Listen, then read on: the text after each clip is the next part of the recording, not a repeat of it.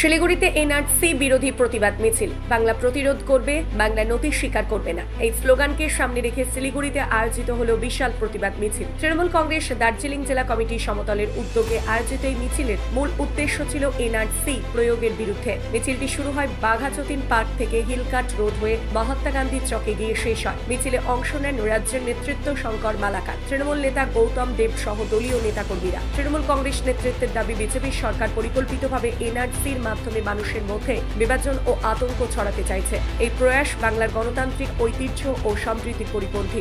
rally মূলত আমাদের দুটো বিষয়, একটা দিনাটা বাসিন্দা উত্তম কুমার ব্রজবাসীকে যেভাবে এনআরসি